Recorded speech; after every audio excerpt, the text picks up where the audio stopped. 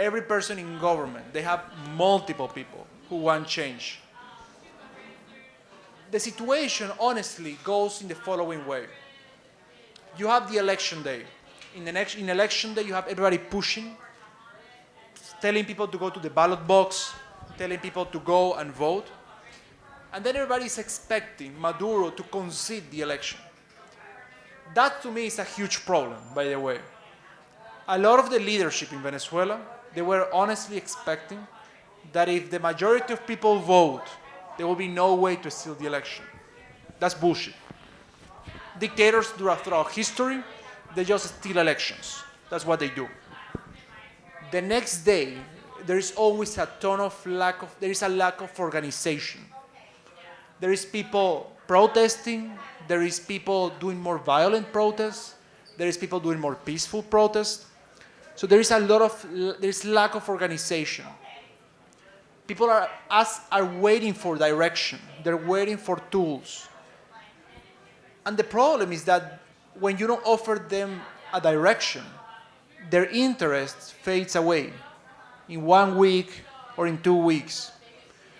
From part of the military, you don't need every military member to comply to the orders. But if one military member goes out and repress people, and kills somebody, for example, it's enough of an effect to shock everybody, to shock the system.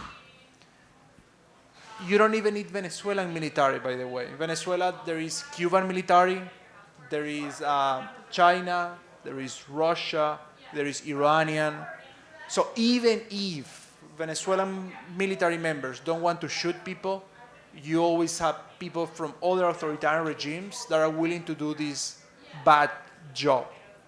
Then fear and hopelessness comes to society, and the situation becomes a new normal, and it continues in that way.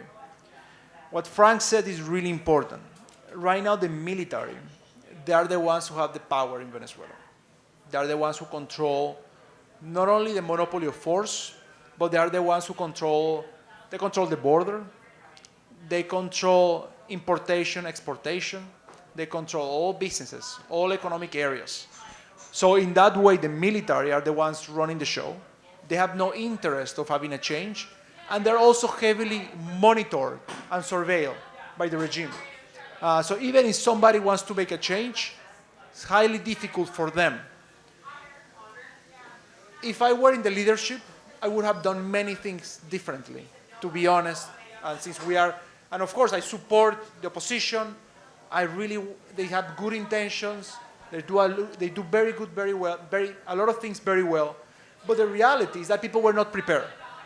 People were not prepared about what to do the day after the election. People were not prepared how to organize themselves, how to overcome censorship of Twitter, how to overcome censorship of Signal. They didn't know how to use Nostr. They didn't know how to use Bitcoin.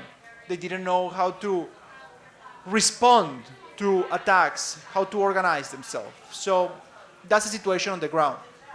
What we need to do, for example, teach them how to use Bitcoin, teach them how to use Nostr, how to organize themselves decentralized way. We need to find ways to create units of people in decentralized ways in Venezuela. And with that, you can fight back.